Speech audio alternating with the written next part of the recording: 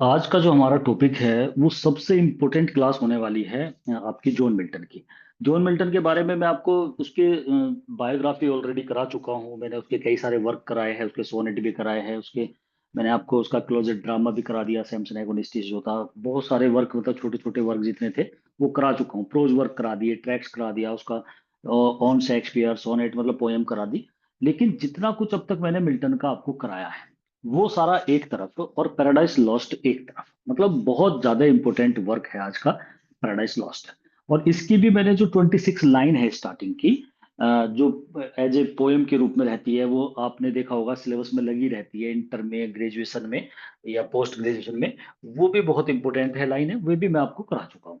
लेकिन अब हम बात करेंगे पूरी पैराडाइज लॉस्ट की, कंप्लीट पैराडाइज लॉस्ट की, और उसकी पूरी समरी की, उसके कैरेक्टर की। बहुत सारे कैरेक्टर इसके अंदर है, इसलिए थोड़ा सा वर्क टफ हो जाता है। टफ इसलिए हो जाता है क्योंकि एक जो साधारण कहानी होती है ना, वो इसके अंदर नहीं है। मतलब ये जो स्टोरी है वो थोड़ी मिथ पर है, मिथोलॉजी है, बाइबल की स्टोरी ली गई है। कैरेक्टर जो है कुछ सुपर ह्यूमन पावर है, भाई आर्क एंजल्स है, सैटन है, गॉड है। इनकी कहानी थोड़ी सी ऐसी हो जाती है कि बच्चों के इजीली समझ नहीं आ पाती है, तो इसलिए थोड़ी सी प्रॉब्लम जरूर हो सकती है। लेकिन मैं अपनी तरफ से पूरी कोशिश करूंगा कि आपको ये स्टोरी बहुत बढ़िया से समझ में आ जाए। आज जो मैं इसकी एक आउटलाइन स्टोरी बताऊंगा उसमें तो मैं, मेरी यही कोशिश रहेगी कि ये जुड़ जाए कहानी, आप इसे बढ़िया से समझ लो। ज्यादा बारीकी में नहीं जाऊंगा।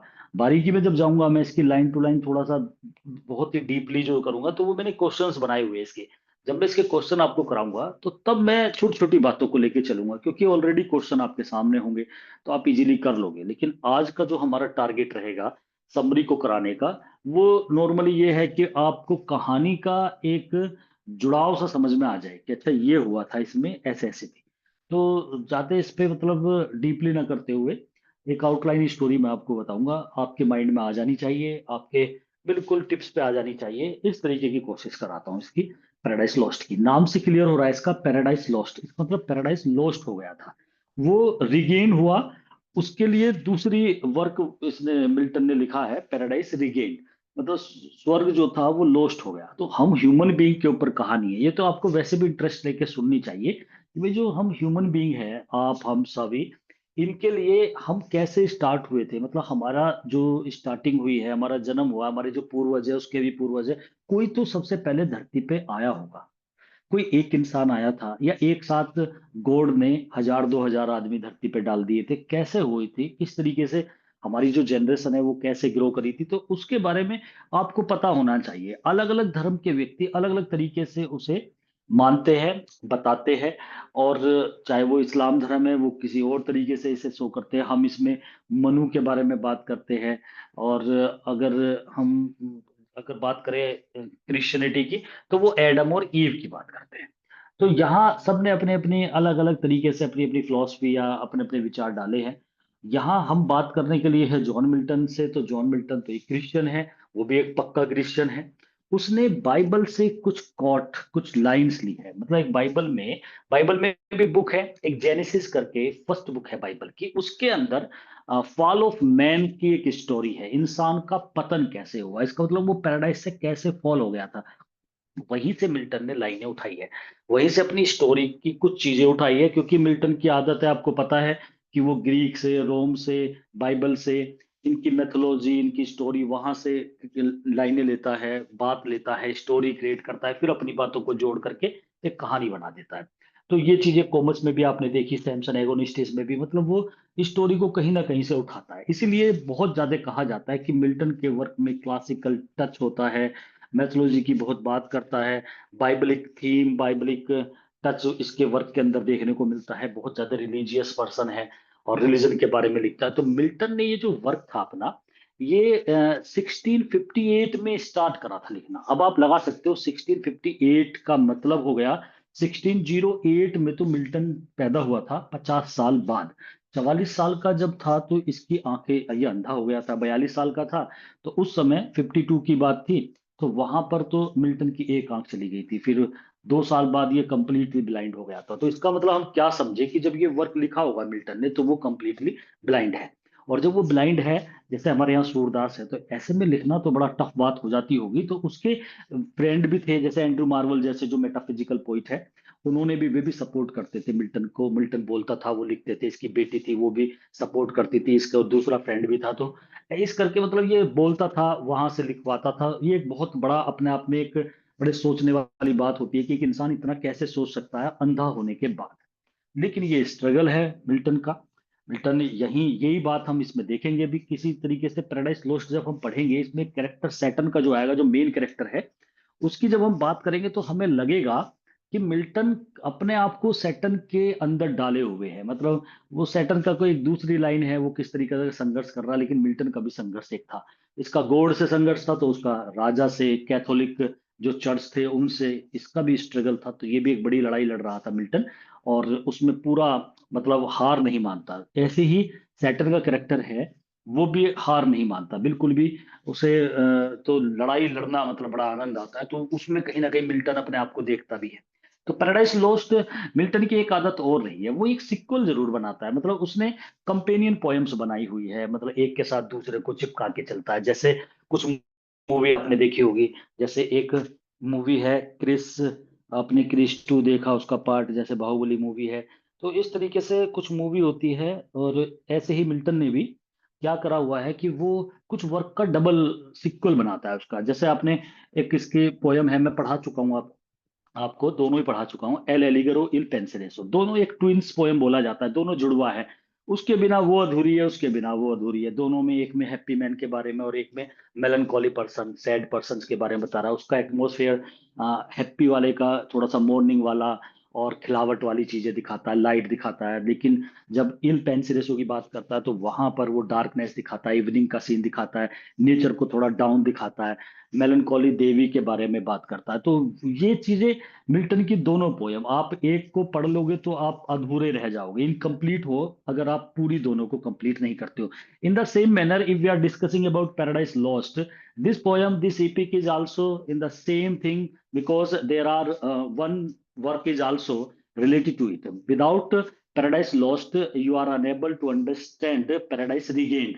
तो पैराडाइज रिगेन जो मिल्टन ने लिखा है, अपने लास्ट फेज में लिखा है, ये भी लास्ट फेज में ही है। अगर हम इसकी बात करें पैराडाइज लॉस्ट की, तो ये 1667 में मिल्टन ने पब्लिश करा दिया था अपना वर्क। इसका जो सेकंड एडिशन था वो 74 में आया था। तो 74 में ही मिल्टन ने पैराडाइज रीगेंड की अगर हम बात करें तो 73 में, मतलब वो पैराडाइज रीगेंड आया था मिल्टन का। और पैराडाइज रीगेंड जो था उसे आप समझ ही नहीं पाओगे अगर पैराडाइज लॉस्ट नहीं पढ़ोगे। इसीलिए मैंने भी उसे जान करके छिपा के अभी रखा हुआ है। मैं भी इसके बाद ही उसे पढ़ाऊंगा आपको, पैराडाइज रिगेन को, कि पैराडाइज को रिगेन कैसे हुआ। पहले हम ये तो बात कर ले पैराडाइज गया कैसे, फिर हम बात करेंगे कि वो वापस कैसे आया। तो इस दोनों के बारे में मिल्टन ने अलग अलग अपना वर्क लिखा है। पैराडाइज लॉस्ट तो मिल्टन का बहुत बड़ा महाकाव्य हुआ है, मैग्नम ओपस इसे कह सकते हो आप। मिल्टन का ग्रेट वर्क है। और मिल्टन का एक इपिक, मिल्टन ने इंग्लैंड में अगर बात करें तो एक बड़ा महान इपिक यही है। मिल्टन ने शुरुआत में 10 बुक में इसे पैराडाइज लॉस्ट को लिख दिया था, लेकिन 10 के बाद उसने सोचा इसकी तो बहुत तारीफ हो रही थी, बहुत ज्यादा फेमस हो रहा था, कहीं ना कहीं एक ही बात कचोट रही थी मिल्टन को, कि भाई एक छोटा सा दिक्कत थी कि वर्क जो है 10 बुक्स में है। और कुछ व्यक्तियों ने ये बोल दिया, कुछ राइटर ने ऐसा बोल दिया कि भाई एक अच्छा एपिक जो माना जाता है वो 12 बुक्स में होता है। और मिल्टन बहुत ज्यादा इम्प्रेस था विर्जिल के एनियड से। विर्जिल जो इटली का है, उसने एनियड अपना महान एपिक लिखा था, बहुत फेमस हुआ था। तो एनियड को मिल्टन ने पढ़ा भी था, तो मिल्टन ने सोचा कि भाई 12 बुक्स, वो 12 बुक्स में था, तो मिल्टन ने अपने आप को माइंड सेट कर लिया कि भाई मुझे भी 12 बुक्स तो कंप्लीट करनी है। तब इसने अपनी, जिसका फर्स्ट एडिशन है, बड़ा ध्यान रखना होता है कि फर्स्ट एडिशन 67 में जो निकाला था इसने, वो 10 बुक्स में था। लेकिन उसके बाद इसने 74 में सेकंड एडिशन निकाला और 2 बुक को स्प्लिट कर दिया, मतलब उसमें से 2 बुक में से 2 बुक और निकाल दी। तो 7 नंबर बुक थी, ये भी क्वेश्चन पूछा जाता है। और लास्ट वाली थी 10 नंबर। तो दोनों में से निकाल के 11 और 12 बना दी, उन्हीं में से काट छाट करके। 7 को तो इतना काट दिया कि बाद में पूछा गया कि बताइए सबसे छोटी बुक कौन सी है, जिस जो सबसे शॉर्टेस्ट बुक मिल्टन की, तो वो 7 ही रह गई, क्योंकि उसमें से 2 पार्ट कर दिए थे। तो 7 सबसे शॉर्टेस्ट है, फिर 9 नंबर की जो इसकी बुक है वो सबसे लॉन्गेस्ट है। ये भी दोनों क्वेश्चन बनते हैं। खैर ये क्वेश्चन तो जब मैं आपको कराऊंगा तब आ भी जाएंगे आपके उसमें। लेकिन बात आज हम समरी की करेंगे। मिल्टन ने पैराडाइज लॉस्ट लिखा है, उसकी समरी के बारे में मुझे आज डिस्कस करना है। तो बड़े ध्यान से आपको इसकी समरी को समझना है, इसके कैरेक्टर को ध्यान रख के चलना है कि किस तरीके से ये वर्क लिखा गया था। और ये वर्क, इसकी समरी, इसके कैरेक्टर, हम इनकी बात करेंगे। सबसे पहले बात करते हैं पैराडाइज लॉस्ट की जो समरी है, उसमें कुछ कैरेक्टर्स हैं। यहाँ पर आपको दो ग्रुप बना करके चलना है। मतलब ये समझ लेना है कि एक लड़ाई है, और लड़ाई भी ऐसी नहीं है आम आदमियों की, गॉड की और सैटन की, मतलब गॉड और गॉड के एंजल्स हैं, उनकी लड़ाई है। यहाँ पर एक युद्ध है, और वो युद्ध हुआ था स्टार्टिंग में। और इसमें दो फाड़ है, मतलब जब युद्ध होगा तो दो आर्मी, दो सेना होगी इसमें। और देखो, भगवान से युद्ध आपने कभी सुना नहीं होगा कि गॉड से भी किस तरीके का युद्ध हो सकता है, और गॉड से युद्ध लड़ने वाला था सैटन। तो मैं उसी की बात करूंगा। एक आर्मी की बात कर लेते हैं हम, गोड वाला, गोड की साइड में कौन कौन है ऐसे। तो देखो, मैं थोड़ी कहानी को ऐसा लेके चलूंगा जो आपके समझ में आ जाए बातें। आप ये सोच के चलो कि गोड का और सैटर्न का एक युद्ध हो गया, क्यों हुआ, कैसे हो, वो भी बताऊंगा। लेकिन फिलहाल एक माइंड में पहले एक परसेप्शन बनाओ कि भाई एक लड़ाई है, एक युद्ध है, वॉर है बिटवीन गॉड एंड सैटर्न।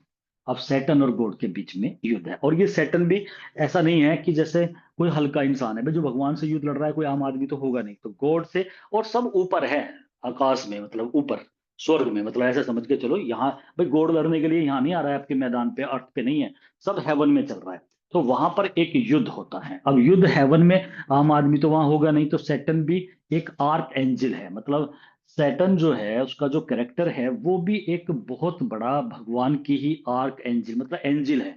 तो उससे कैसे युद्ध हो गया, तो घर घर में ही लड़ाई हो जाती है। ऐसे ही वहां पे हो जाता है, एक युद्ध होता है गॉड का और सैटर्न का।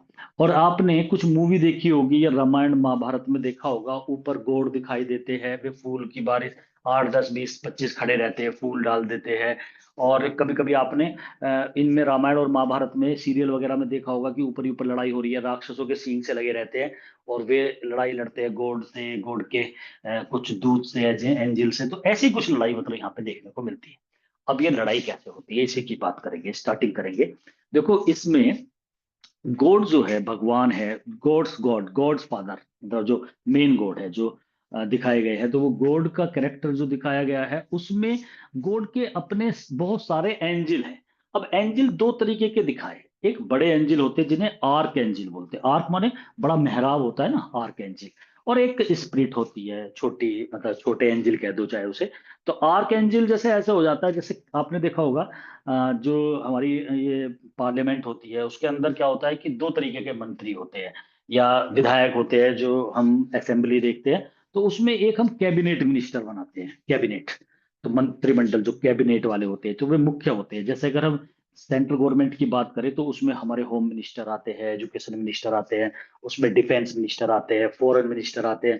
तो ये जो हमारे मतलब मेन जो मिनिस्टर्स होते हैं, तो वो हमारे कैबिनेट वाले हैं। तो वे मुख्य होते हैं, हेड होते हैं। तो वो हर जगह ही होता है। आप किसी भी घर की कोई कमेटी बना लो, कुछ बना लो, तो कुछ को मुख्य बनाते हैं ना। जैसे आपने अगर सपोज करो, मुझे अभी एक ग्रुप बनाना है, तो एक अध्यक्ष बन जाएगा, सचिव, उपाध्यक्ष।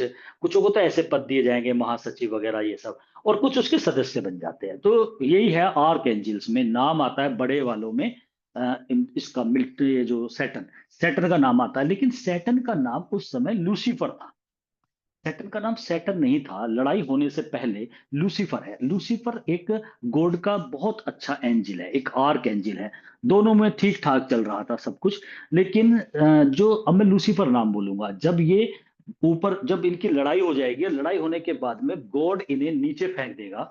तो तब ये जब नीचे हेल में आके गिर जाएंगे, पाताल में, तब इन्हें हम उस लूसीफर का नाम सैटर्न के नाम से जाना जाएगा। तो वो सैटर्न हो जाएगा। तो फिलहाल मैं लूसीफर नाम बोल रहा हूँ, लूसीफर कैरेक्टर इसमें है नहीं। क्यों नहीं है, उसके भी पीछे कारण बताऊंगा। क्योंकि जब ये बुक स्टार्ट होती है पैराडाइज लॉस्ट, तो ऑलरेडी लूसीफर को नीचे डाल दिया गया है। और ये सब पाताल में पड़े हुए हैं, और यहाँ पर हेल में, और वहां पर है सैटर्न।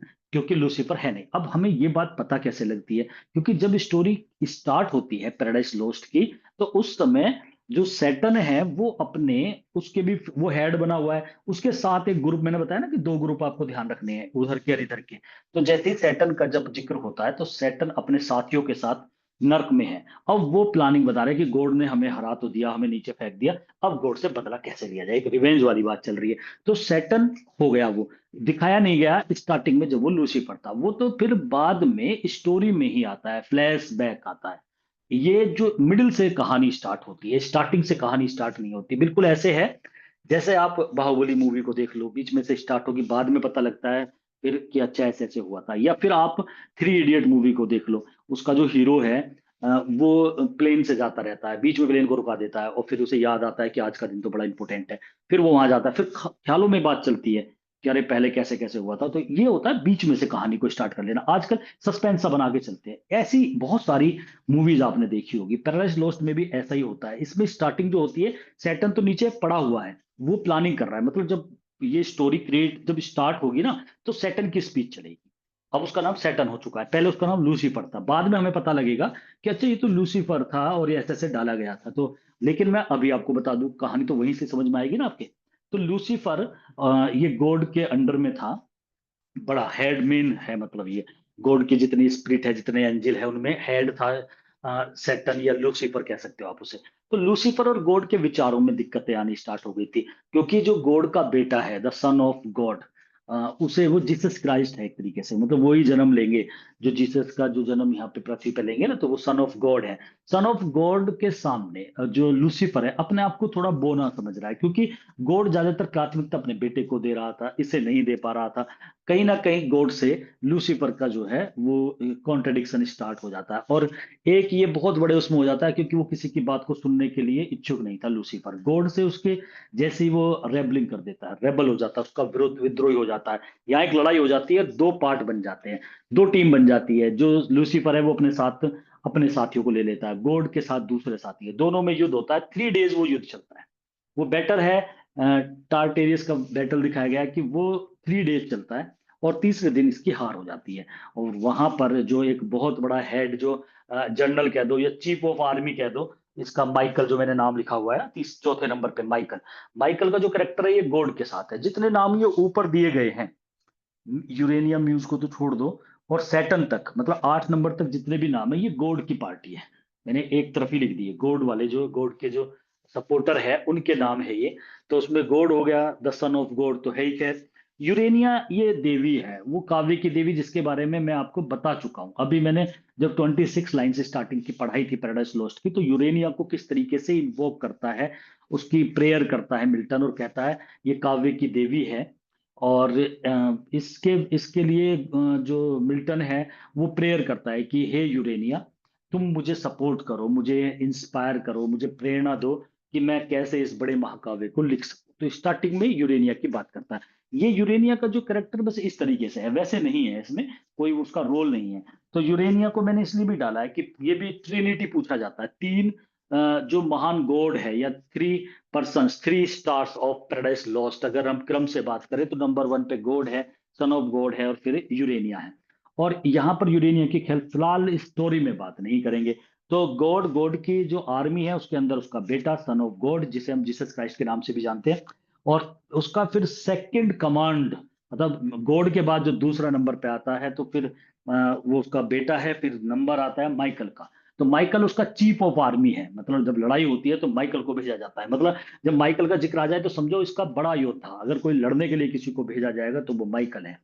तो माइकल मेन है गॉड का, जिसके कंधे पे जो जनरल की तरह है, मतलब लड़ाई लड़ने में जो मेन है, वो माइकल है। एक राफेल का कैरेक्टर है, ये सब उसके आर्क एंजल्स हैं, बड़े एंजल हैं। और ये गॉड की आर्मी में है, लड़ाई लड़ते हैं तो माइकल का बड़ा रोल था सैटन को हराने में, सैटन को नीचे फेंकने में, हराने में। अपनी तलवार से, अपनी स्वॉर्ड तलवार और ढाल को लेकर के माइकल की लड़ाई दिखाई गई है, वही इसे नीचे फेंक देता है। इसमें सेकंड डे में एक आर्टरी का यूज, कैनन जो तोप के गोले, वो भी दिखाए गए कि उसका भी यूज करा जाता है सैटन की तरफ से। लेकिन फिर भी सैटन वाली जो पार्टी है, जो शैतान वाले जो थे वो हार जाते हैं, और गॉड वाली जो पार्टी है वो जीत जाते हैं। गॉड ऑब्वियसली वो जीतना ही था। और यहाँ पर माइकल का बड़ा रोल है, माइकल हराने में, लड़ने में सबसे आगे। गॉड नहीं लड़ाई को लड़ते हैं, ठीक है ना, उनके तरफ से जो उनके दूत है वे लड़ाई लड़ते हैं, और उसमें भी चीफ जो है वो माइकल है। तो माइकल यहाँ पर हरा देता है मतलब इसे सैटन को, तो सैटन को डाल दे। जब भी माइकल का नाम आएगा तो आप समझ के चलना कि मतलब अब इनकी पिक्चर अपने माइंड में फिट कर लेना। माइकल एक योद्धा है, गॉड की तरफ से जनरल है, लड़ाकू है, ठीक है ना, लड़ने के लिए मेन है। और राफेल जो है ये बहुत ही पोलाइट आर्कएंजल है, मतलब बहुत ही विनम्र है। जब कभी फैसले की बात होती है, किसी को प्यार से बात करने की बात होती है, तो गॉड इसे ही भेजता है राफेल को, कि भाई आप जाओ और आप उन्हें समझाओ, उन्हें बताओ, ऐसे करो। वो एडम के पास आएगा कि भाई वो बहकाए में ना आए, जा करके उन्हें वार्न कर दो। तो ऐसे जो काम करेगा वो राफेल करेगा। तो ये भी गॉड की टीम का एक मेंबर है, ये भी एक आर्कएंजल है। अब ये नाम आता है गैब्रियल का। गैब्रियल भी एक आर्कएंजल है। गैब्रियल का क्या, वैसे तो देखो बहुत सारे हैं, 50 इधर और 50 उधर है, तो उन नाम की हमें जिक्र करने की जरूरत नहीं है। जैसे मैंने बताया था ना, कुछ मेंबर्स होते हैं, कोई बड़े होते हैं, तो बड़े वालों का मैं जिक्र कर रहा हूँ। गैब्रियल जो है, अब यहाँ पे आपको मैं एक चीज और बता दूं, जो पूरा ब्रह्मांड दिखाई देगा उसमें एक तरफ हेवन है, स्वर्ग, एक तरफ हेल है, नर्क, पाताल, जहां पर इन्हें फेंक दिया जाएगा, वहां आग, आग जली पड़ी है, और ये सब वहां पड़े हैं, जो सैटर्न वगैरह जिन्हें फेंका है जहां पर पाताल में।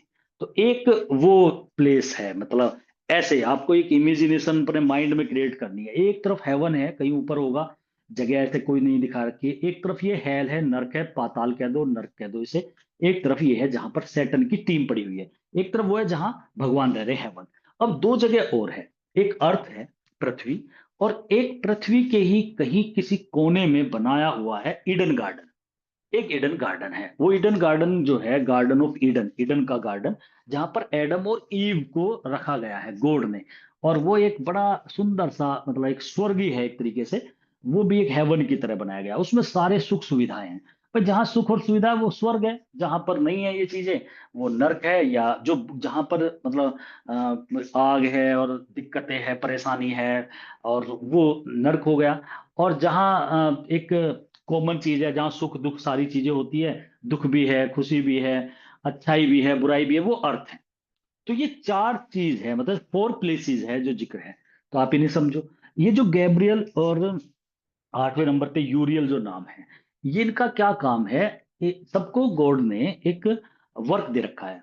तो गैब्रियल का जो वर्क है, स्वर्ग से लेकर के ईडन गार्डन तक एक सीढ़ियां बनी हुई है, कि भाई आपको ये जो रास्ता है ना, इसकी निगरानी रखनी है, वॉच करना है। तो वो गैब्रियल का वर्क है, वो ध्यान रखता है कि भाई कोई स्वर्ग के और इसके बीच में, अब आप लगा लो एक तरह से पहरे भी दिए जा रहे हैं, कि भाई कोई गलत काम तो नहीं हो रहा है, कहीं कोई गलत इंसान तो नहीं आ गया। तो वो गैब्रियल का वर्क है। और जो ये यूरियल है 8 नंबर पे जो है, इसका जो वर्क है, ये गेट पे बैठा हुआ है ईडन गार्डन के, मतलब जैसे पहरेदार होते हैं ना, ये वो है पहरेदार। तो ये भी एक एंजल है गॉड का, और इसका काम है कि भाई कोई इस ईडन गार्डन में ना आ जाए, जिसके अंदर एडम और ईव रहते हैं। तो ये उसकी निगरानी कर रहा है। तो आप लगा सकते हो यहां से कि भाई इसका एक वर्क दे दिया कि भाई तुम्हें यहाँ बैठना है। गैब्रियल पूरा वॉच करता है, आना जाना करता है, कहाँ से, उस ईडन गार्डन के गेट से लेकर के और गॉड का जो हेवन है वहां तक, उसकी वो पहरेदारी है। दो चीज हो गई। और अगर मैं आपसे बात करूं, एक, चलो वो तो बाद में करते हैं, लेकिन ये गैब्रियल दो हो गए। इसके बीच में अब यहाँ पर एक एबिडल का कैरेक्टर है। एबिडल का जो कैरेक्टर है, इसका कोई ज्यादा रोल आएगा नहीं।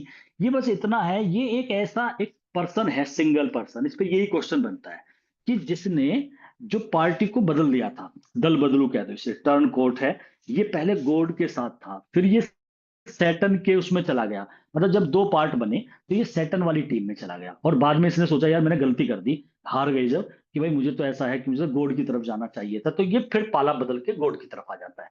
इसे आप कैसे भी याद रख लेना, जैसे एब, एब होता है ना कोई बुराई, एब वाला जो जिसने ये गलती करी। या ये डेल, एब भी डल कर रखना, डीएल, डुएल, दोहरा, दोहरा कर लेना। कैसे मतलब इसे करेक्टर को ऐसे याद रखना, वो कौन सा करेक्टर था जो कि टीम बदल देता है, मतलब वो सैटर्न की तरफ चला जाता है फर्स्ट टाइम, फिर वो गॉड की तरफ आ जाता है। तो ये एबिटल का कैरेक्टर हो गया। तो ये सारे ऊपर जो कैरेक्टर है, ये टीम है गॉड की। और now we are discussing about the team of Satan. अब सैटर्न की टीम की बात करेंगे। सैटर्न है, उसके दो बच्चे हैं। सैटर्न के देखो बच्चे, एक सिन है और एक डेथ है। मतलब ये जो आपको नाम से ऐसा लगेगा, सिन को आप बेटा समझोगे, डेथ को आप बेटी समझोगे, लेकिन ऐसा नहीं है, उल्टा है। सिन जो है वो बेटी है, सैटर्न की डॉटर है सिन। और सैटर्न का जो बेटा है उसका नाम है डेथ। तो डेथ जो है वो बेटा है।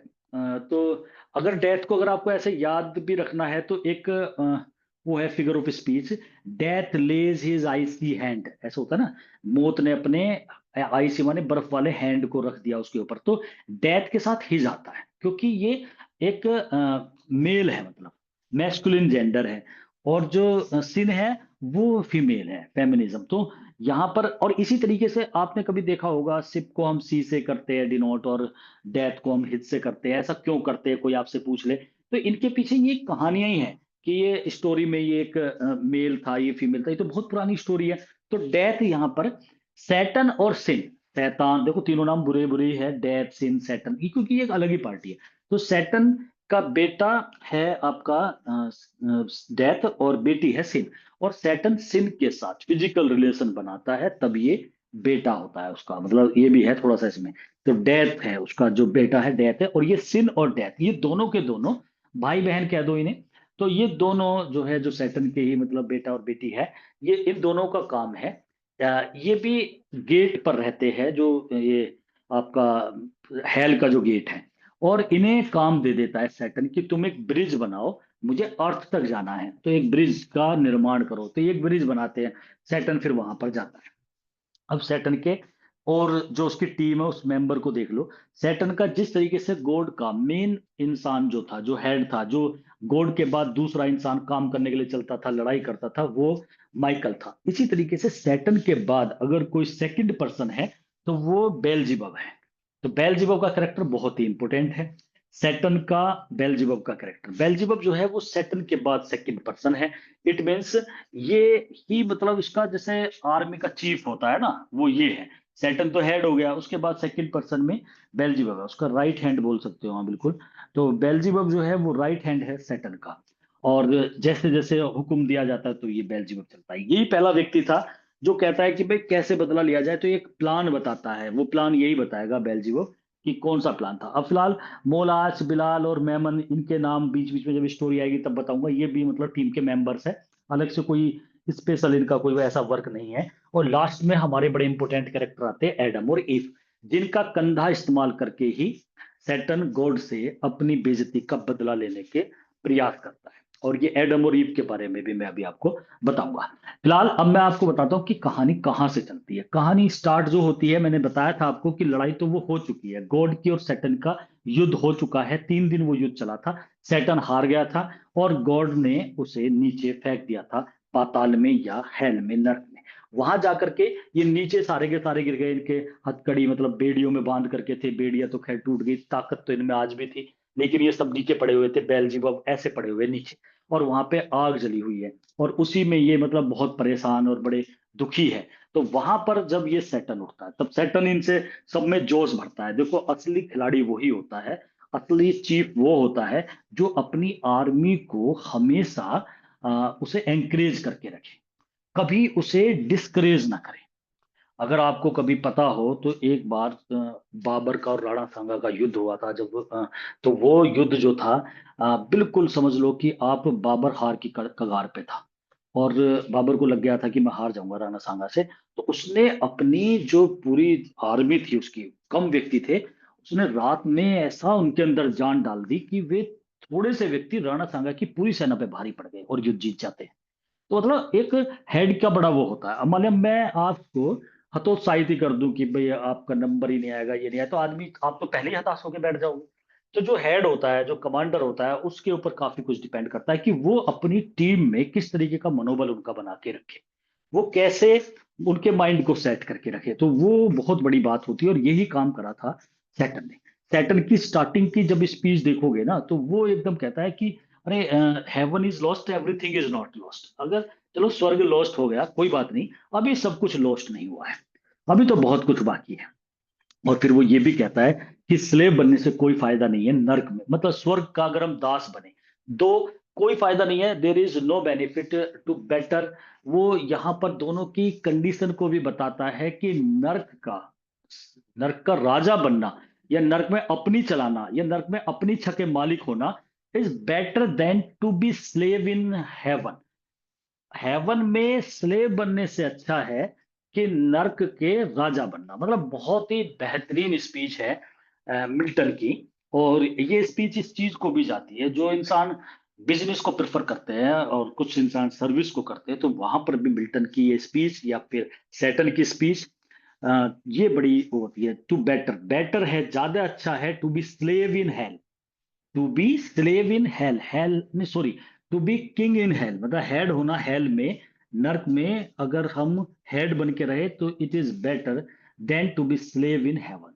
हेवन का स्लेव बनने से अच्छा है, क्योंकि गॉड मालिक था वहां पे, हम नौकर की तरह बात कर रहे हैं, तो वो उसमें मजा नहीं है, ऐसा मानना था सैटर्न का। अपनी पूरी टीम में जान फूंकता है और कहता है कि we will have to take revenge from God, भगवान से तो बदला लेना ही लेना है। अब इस बदले की जब बात चलती है तो ये बेल्जिबब जो है ये एक रास्ता बताता है। वो कहता है कि मैंने सुना है कि ऐसा सुनने में आया है कि गॉड ने अभी एक अपनी एक नया वर्ल्ड बनाया है, न्यू क्रिएशन बनाई है, और वो न्यू क्रिएशन है एडम और ईव की और ईडन गार्डन की, कि उसने एक ईडन गार्डन बनाया है। अगर हम देखो ये बात भी है, अगर आप किसी से जीत नहीं सकते, गॉड से तो आप जीत नहीं सकते भाई, अभी युद्ध लड़के आए हैं, तो ये कह रहा है कि जब हम जीत नहीं सकते तो कम से कम कुछ ऐसा कर दे कि जिसे हमें हराना है, जिसने हमारी बेइज्जती करी है, हमें हरा दिया, हम उसका कुछ नुकसान तो कर दे, उसके धब्बा लगा दे उस पे। तो गॉड ने क्रिएशन बनाई थी ईडन गार्डन, ईडन गार्डन में उसने एडम और ईव को रखा था। तो इसका मानना ये था बेल्जिबब का कि भाई कुछ ऐसा करो कि हम इसे करप्ट कर दें, ईडन गार्डन को। तो ये बात सैटर्न के दिमाग में भी आ गई, और उसके जितने भी कंपेनियंस थे वो सब कहते हैं हाँ भाई बात बिल्कुल सही है, इस काम को करेंगे। देखो अगर आपका कोई दुश्मन है, उसने कोई अभी नया कुछ वर्क चालू कर रहा है, आप उसके उस वर्क को खत्म कर दो, मतलब उसे फाइनेंशियल चोट मार दो, उसके सम्मान पे चोट मार दो, तो कहीं ना कहीं आपकी लड़ाई का एक रिवेंज जो है वो तो कुछ तो मिलता है ना उसमें। तो डायरेक्ट अगर आप नहीं जीत सकते उस इंसान से लड़ाई को, तो उसे इस तरीके से चोट पहुंचा दो। तो सैटर्न के माइंड में बात आ जाती है, कहता है कि I will do this work my self, मैं अपना आप करूंगा इस काम को। अब आपने मुझे बता दिया कि भाई ईडन गार्डन कहाँ है, कैसे है, कि वहां एडम और ईव रहते हैं, मैं करके आऊंगा, अकेला जाऊंगा, और ये काम आप मुझ पे सौंप दो। तो अच्छा उन्होंने क्या करा था, एक कॉन्फ्रेंस हॉल भी बना लिया था पेंडिमोनियम के नाम से। मतलब उन्होंने क्या करा कि वहां के कुछ खनिज निकाल करके, कुछ चीजें वहां से निकाल के इधर उधर से लाके, एक मलसीवर करके एक कोई कैरेक्टर है उसी में, एंजल में, मतलब जो ये सैटर्न वाले है, शैतान वाली जो पार्टी के है, वो उसे आर्किटेक्ट वाला काम करता है। एक बड़ा सा एक पेंडिमोनियम के नाम से सिटी, वो कहते हैं कैपिटल ऑफ हेल, हेल की कैपिटल का नाम पूछ लेते हैं, वो भी आ जाएगा। तो उस पेंडिमोनियम में ये अपनी कॉन्फ्रेंस हॉल बना लिया इन्होंने, वहां बैठे हैं पूरे सिस्टम से। और जब ये बात चलती है तब बेल्जियम कहता है भाई ऐसे कर लो, तो सैटर्न कहता है ठीक है, आई विल डू इट, मैं इस काम को जरूर अंजाम दूंगा। और सैटर्न अब यहां से फिर वो चलता है, गेट पे आता है, गेट पे कि भाई मैं जा रहा हूं और मैं इस काम को अंजाम दे के आऊंगा। अब वो अपने, उसका बेटा और बेटी जो है, डेथ एंड सिन जो है, जो एक तरह से हेल के गेट पे रहते थे, वो उनसे कहता है कि भाई तुम मेरे लिए एक वर्क करो, तुम एक सीढ़ी बनाओ, मतलब जाने का रास्ता बनाओ, कहाँ तक, अर्थ तक, पृथ्वी तक, वहां से मैं ईडन गार्डन जाऊंगा। तो वो बनाते हैं उसके लिए, वो ब्रिज क्रिएट करते हैं, तो ये फिर अर्थ जाता है, अर्थ से फिर ये पहुंचता है एडम और ईव के ईडन गार्डन पे। उस गार्डन पे वो यूरियल जो मैंने आपको बताया था, जो यूरियल का कैरेक्टर है 8 नंबर पे, वो जो एंजल है गॉड का, वो वहां पहरेदारी वाला काम कर रहा था, उससे सैटर्न का आमना सामना होता है। सैटर्न उसे चकमा देके कैसे भी ईडन गार्डन पहुंच जाता है, तब वो वहां जाता है। अब यहाँ पे एडम और ईव है। अब मैं आपको ईडन गार्डन के बारे में कुछ बातें बताऊंगा, ठीक है। अब ये समझो आप, एडम और ईव ये फर्स्ट जनरेशन है, मतलब पहले ह्यूमन बीइंग है अकॉर्डिंग टू क्रिश्चियन मैथोलॉजी। अब ये समझ के चलो, अब आप अपने बारे में भी, यहां से हमारा भी इतिहास हमें समझ में आएगा, वो भी अकॉर्डिंग टू क्रिश्चियन मैथोलॉजी, इंसान कैसे हुए, कैसे स्टार्टिंग हुई, क्या हुआ था। तो ये दोनों के दोनों एक तरीके से पैराडाइज में ही रह रहे हैं, मतलब वो भी एक हेवन की तरह था, वहां खुशियां ही खुशियां थी, दुख नहीं था, वहां पर कोई परेशानी नहीं थी, और चारों तरफ चहल पहल, वहां जितने भी पौधे थे, जानवर थे, सब सबका जोड़ा बना हुआ था। स्टार्टिंग में अगर हम देखें तो एडम अकेला था, ईव नहीं थी, एडम अकेला रहता था इस ईडन गार्डन में, एडम था। इसका मतलब अगर पहला पर्सन कोई आया है धरती पे ह्यूमन बीइंग में, तो वो एडम है, दो पैरों पे चलने वाला इंसान था। बाकी सारे के सारे वहां जितने जानवर थे सब चार पैरों पे चलने वाले, या फिर पेड़ पौधे, और सब जानवर के गोड ने डबल बनाए हुए थे, मतलब अगर शेर बनाया तो शेरनी बनाई है, और सब मेल फीमेल बनाए थे।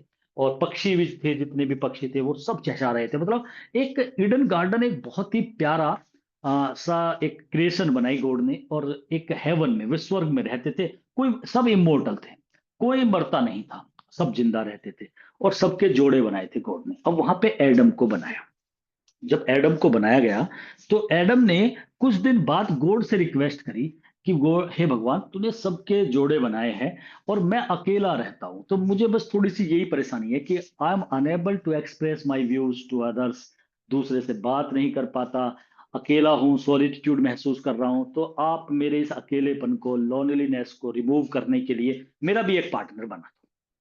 तो गॉड ने उसकी बात सुन के उसकी रिब से, पसली से उसे ईव को बनाया था। तो ईव जो है वो एडम की रिब से बनाई गई थी, और एडम की रिक्वेस्ट पे बनाई गई थी। तो एडम और ईव अब ये दोनों रहते थे, ये दोनों रहते थे, इन्हें ज्ञान नहीं था। गॉड ने एक बात कही थी कि ये एक वृक्ष है यहाँ पर, जो नॉलेज वाला, जिसकी मैंने आपकी बात भी बताई थी, for man's first disobedience of forbidden tree को टेस्ट कर लिया था, उस फॉरबिडन ट्री को एडम और ईव ने। तो वही एक, उस मुद्दे पे भी हम बात करेंगे। तो एडम और ईव जो है, इन दोनों को रखा गया था ईडन गार्डन में। अब यहाँ पे एडम और ईव दोनों खुश थे। अब वे दोनों खुश जो थे, वो उन्हें कोई ज्ञान नहीं था, मतलब नॉलेज नहीं थी, बस यूं ही जैसा आज ह्यूमन बीइंग को सारी नॉलेज है, अपना अच्छा बुरा सोच सकते हैं, ये कमी थी उनके अंदर। और वो नॉलेज वाला जो फ्रूट था, फल, वो एप्पल का जो वृक्ष है, उसमें मना की गई थी कि ये आपके लिए फॉरबिडन है, you will not taste it, आप इसे टेस्ट नहीं करोगे। ये बात बार बार गॉड की तरफ से इंस्ट्रक्शन था एडम के लिए। तो एडम और ईव, अब ईव भी उसके साथ हो गई है, दोनों के दोनों रहते हैं, there are no clothes on their bodies, और उनके लिए कोई सेम या कुछ ऐसा है नहीं, क्योंकि उन्हें समझ ही नहीं है किसी भी चीज की। तो ये दिखाया गया। तो एडम और ईव में दोनों रहते थे। अब वहां पर ये दोनों बात कर रहे थे जिस समय सैटर्न एंट्री करता है। अब सैटर्न एंट्री करता है, वो अब इस ईडन गार्डन को देखता है। इस ईडन गार्डन में उसे एडम और ईव दिखाई देते हैं। वो देखता है भाई ये प्राणी किस तरीके से है, तो इनकी बातों को सुनता है। और एडम ईव से यही बोल रहा था उस समय कि भाई हमें बहुत स्ट्रिक्टली मना किया गया है कि आपको ये फल नहीं खाना है। तो देखो वही टाइम था, उसी समय इसने सुन लिया सैटर्न ने। तो ईव अलग चली गई सोने के लिए, एडम अलग चला गया। तो तब जब वो ईव सो रही थी, तो ये जो सैटर्न था, इसने एक फ्रॉग मेंढक का रूप धारण कर लिया। फिर ये बाद में वहां पे पेड़ पे बैठ जाता है, स्नेक से सांप का भी रूप धारण करता है, चेंजिंग करता है। तो ये वहां पर इसने जब सुन लिया, तो ये इसे बात करने के लिए ईव से, अब इसके माइंड में ये बात फिट हो गई कि भाई मुझे ईव से जो है, या ईव को फंसवा लेता हूं। और इसके मन में ये था कि जो ईव है, इसे अपनी बातों में फंसाना ज्यादा आसान है इन कंपैरिजन ऑफ एडम। देखो ये भी कहीं ना कहीं बात मिल्टन बताने की कोशिश करता है, मेल और फीमेल वाली बात पे, कि फीमेल को जल्दी से कन्विंस करना ये ज्यादा इजी है इन कंपैरिजन ऑफ मेल के। क्योंकि मेल जो है वो ज्यादा माइंड यूज करता है, वे थोड़ा मर्सी से भरी हुई होती है, कंपेशन होती है उनके हार्ट में, तो इजीली उन पे प्रभाव डाला जा सकता है, ऐसा भी मानना था मिल्टन का। तो वो ईव से बात करने के लिए चलता है, लेकिन तभी उसे ये पता लग जाता है, क्योंकि यूरियल गैब्रियल को बता देता है। मैंने दो कैरेक्टर बताए थे ना, यूरियल जो है वो तो एक तरह से पहरा दे रहा था उसका, ईडन गार्डन का, और गैब्रियल पूरे उसका हेवन से लेके। तो वो गैब्रियल क्योंकि एक बड़ा आर्क है, तो यूरियल उसे बता देता है कि भाई ऐसे ऐसे एक परी आई है, मतलब, और वो अननोन है, और ऐसे चली गई, इसमें पता नहीं वो कहाँ पर है। तो गैब्रियल अपनी सेना को भेज देता है, जाओ भाई जाओ पता करो कैसे। तो ये जैसे ही वो मिल सैटर्न कुछ बताता, ईव से बात करता, इसी बीच में उसे पता लग जाता है कि गैब्रियल आ गया है, और वो गैब्रियल का आमना सामना हो जाता है उसका। तो वहां लड़ाई ना लड़के ये सोच लेता है सैटर्न कि अब यहां से निकल के भाग जाना ज्यादा अच्छा है, तो वो वहां से भाग जाता है। तो एक बार तो ये होता है, फिर आफ्टर 7 डेज, 6-7 दिन के बाद दोबारा फिर आता है सैटर्न। और आने के बाद में इस बार वो एक सांप का रूप धारण कर लेता है, तो इसमें एक सांप बन जाता है, और एक उसे सांप दिखाई देता है, उसका रूप उसके अंदर समा जाता है। पावर इनके अंदर है ही, जैसे होती है गॉड पावर है, ऐसी ये सैटर्न में ये सब पावरफुल है।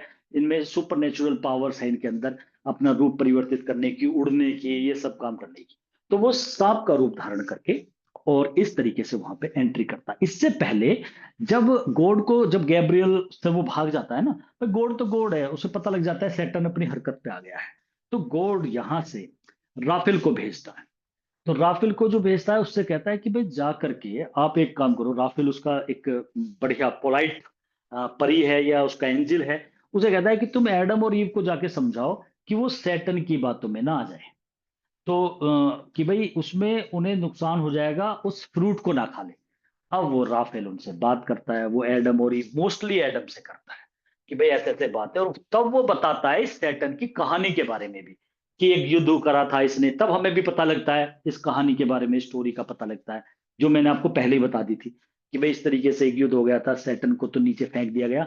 वो कभी भी आ सकता है, किसी भी भेष बदल के आ सकता है तुम्हें, वो एक तरीके से मतलब उकसा सकता है कि तुम इस फ्रूट को खा लो, तो तुम्हें ये खाना नहीं है। तो वो एडम ईव को भी बताता है इन बातों को, लेकिन एडम को ज्यादा बताई जाती है तो एडम के माइंड में तो बिल्कुल फिट था कि भाई ये काम नहीं करना है।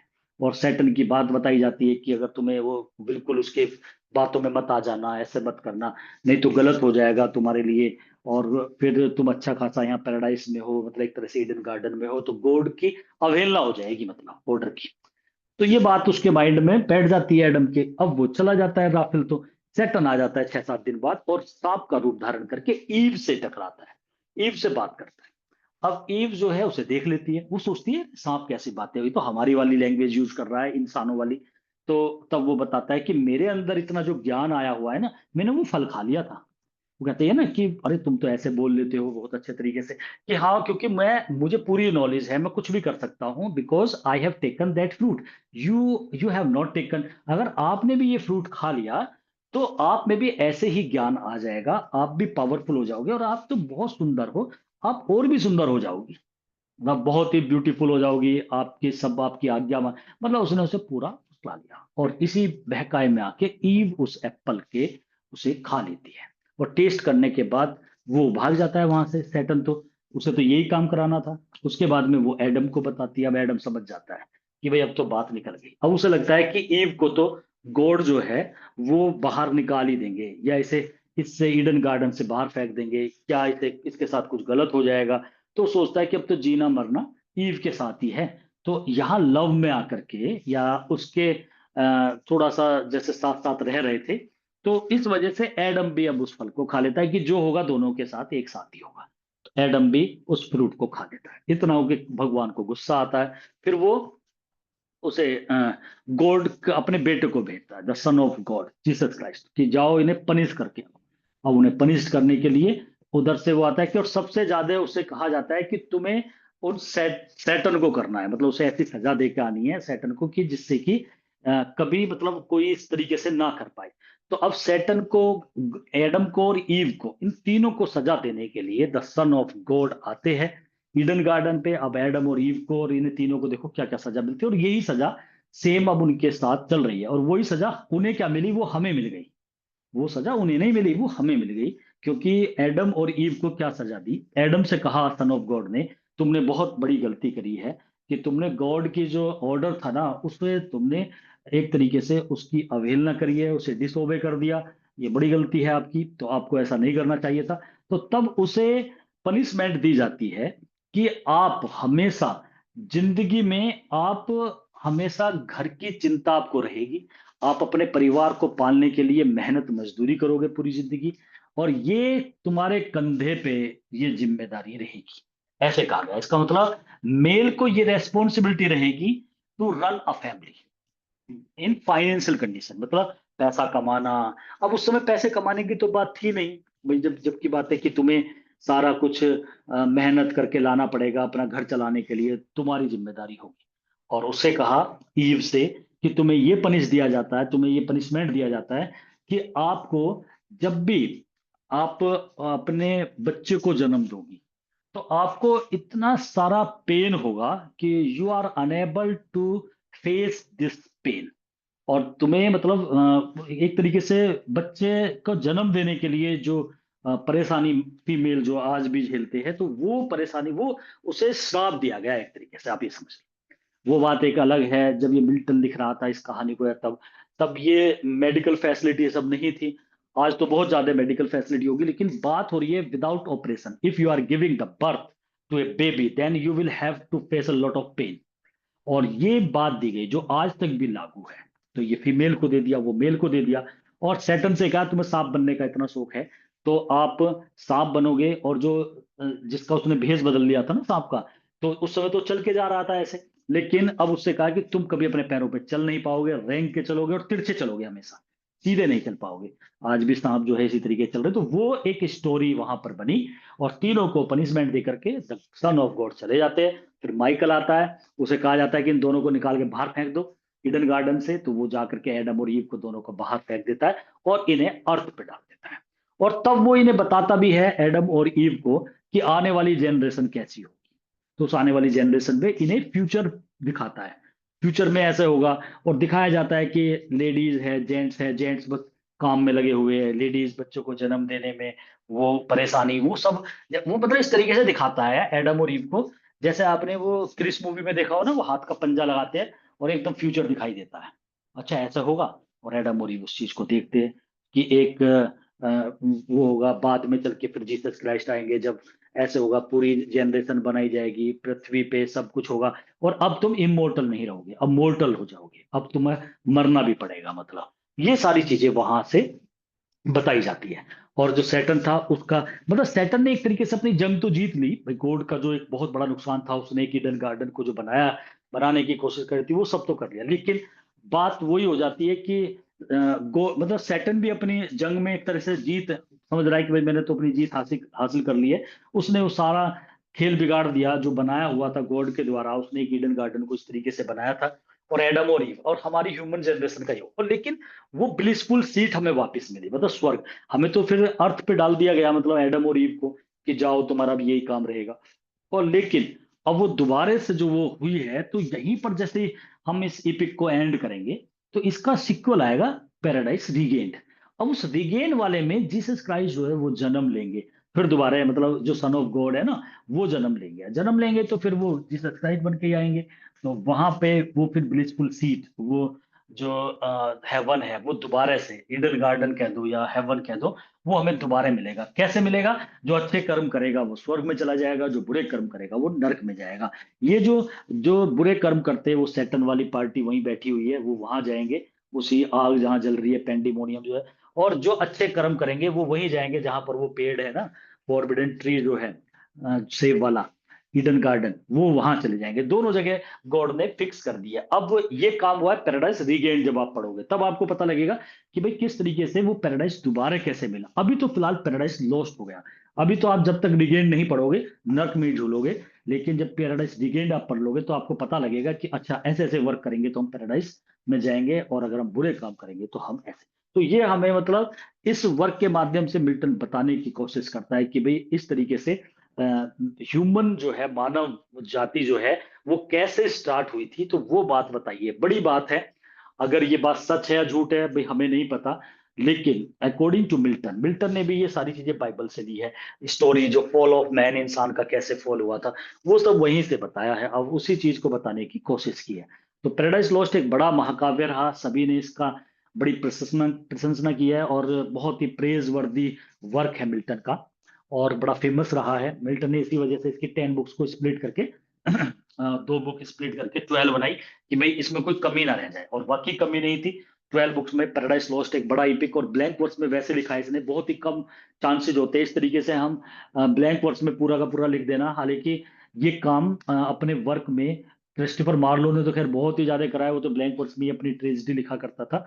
और जो आपका विलियम शेक्सपियर है, वो बीच बीच में ब्लैंक वर्स यूज करता था, और कुछ वर्क में तो पूरा का पूरा ब्लैंक वर्स उसने यूज करी है। तो ब्लैंक वर्स पहले से यूज हुआ करती थी। मिल्टन ने भी ब्लैंक वर्स में अपनी पूरी पैराडाइज लॉस्ट लिखी है, तो एक बड़ी बात है। और मिल्टन का खुद का कैरेक्टर देखने को मिलता है सैटर्न के कैरेक्टर में।